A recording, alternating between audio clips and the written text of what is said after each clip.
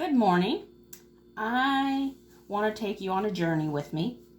I started researching and learning about mushrooms, how to grow them myself in my own home.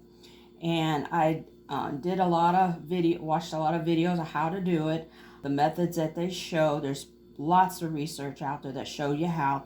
And then one of the most easy mushrooms they say to grow in your home is the oyster mushroom. It's simple, it's easy, and believe it or not, I found a website where you can start out with ready rice, whole grain brown rice from Uncle Ben's. The reason being for that is because these packages, they're cooked rice, it's cooked, but it's also sterilized because it was pressure cooked in the cannery where they made it. And so everything is sterile inside these bags. So it's a wonderful medium to start growing mushrooms from. And so I had ordered the spores. They come in syringes. The spores are mixed into this solution, and there's quite a bit in there. It comes with 10 cc's, which I put about a cc per bag. All right, what you do is each bag, you have to use sterile conditions and try to be in an area that's really clean. There's not a lot of draft or air movement. You want it as clean as possible. It's like sterile, because you don't want nothing contaminating your bags besides your mushroom spores, because then it'll grow mold and you have to start all over. So use alcohol to spray down everything when you're doing it. And what you do, you take these bags and they come out flat like that. So you break them up and you push them all the way down into the bottom of the bag as much as you can. And then you inoculate your syringe into the bottom part of the bag and then cover it with breathable medical tape. And that seals that hole back up. And then another place you have to cut the corner off. So as the mushroom spores grow, they let off carbon monoxide because they're eating up the grain inside. They're feeding on the grain. And so you cut a corner and you put more of the breathable tape right here on the corner. That lets out the gas that's in there. And then you just leave these little things sit for about 2 weeks. This is about 2 weeks. I have king oyster mushrooms, Florida oyster. This is the blue oyster, the golden oyster, and the pink oyster mushroom. And now they're about ready to be put in a substrate that'll help grow them even further so you can get mushrooms.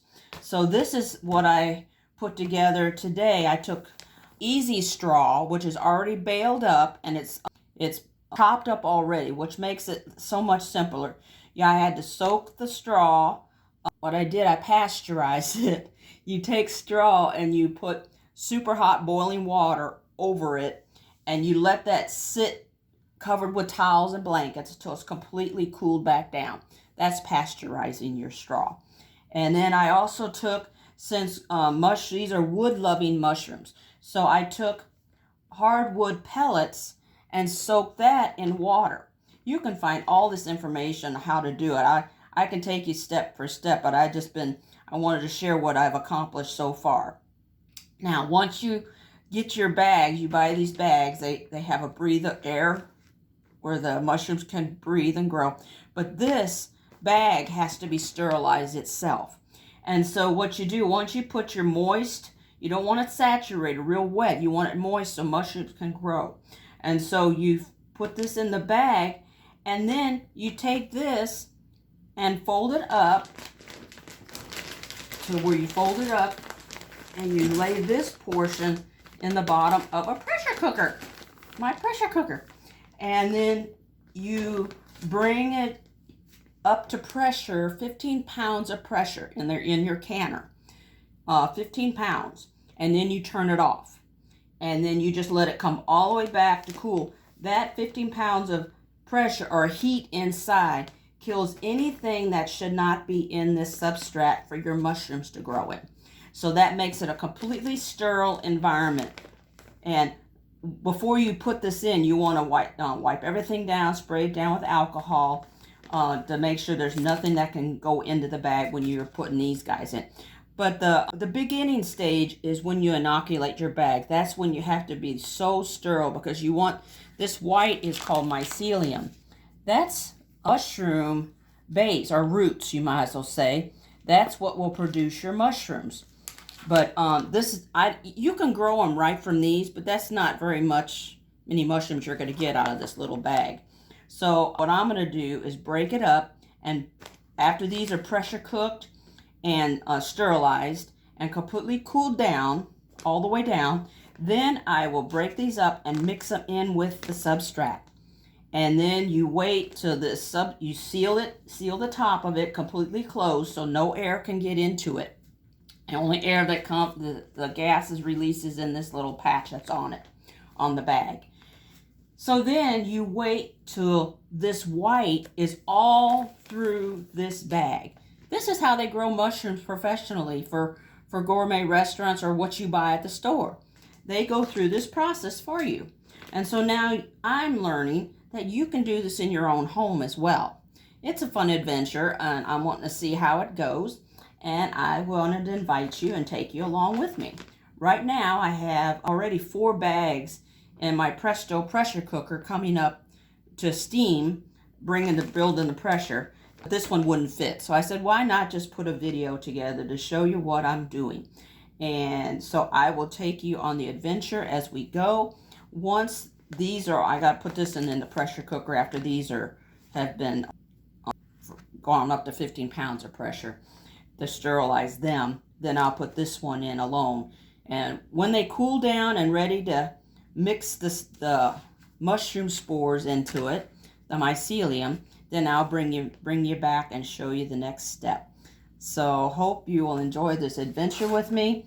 But there's all kinds of mushrooms you can grow in your home. They have kits out there where they've already done all this process, and you can buy the kits. But I figured this syringe, I still have at least, I guess, 4 or 5 more batches I can make out of these after I've harvested these. Now you can cook them right away if you wanted to cook them in meals. But what I'm wanting to do is when I grow my oyster mushrooms, then I'm going to dehydrate them and start putting them up. So that way I'll have mushrooms and I don't have to buy the little button mushrooms. Oh, just a tip. You know the portobello mushrooms that you're paying extra price for? They're just like the white button mushrooms, but they're just brown. I watched a video on that. They're the same mushroom. So whether you're buying the white mushroom, when you pull off the brown cover that's on the portobellos, there's still a white button mushroom, grown the same way, just in some light. The button mushrooms are grown in the dark, so that way they don't produce any pigment. So that's something I've learned in the process of researching about mushrooms. But like I said, there's a bunch of fun places to look, how to grow your own mushrooms in your own home. And it's just a fun thing to do. And then you can can up your own mushrooms and you're on your way. Eventually, I'm going to learn how to make my own serum here, or own spores. You keep everything sterilized. Like I said, you spray it down with alcohol, keep everything clean. I keep these in the refrigerator. They'll last up to 6 months in the refrigerator, the spores. But I'll be using them before that. So I hope this was helpful, and enjoy the adventure with me. And I'll bring you back with the next video. Thank you so much. Bye.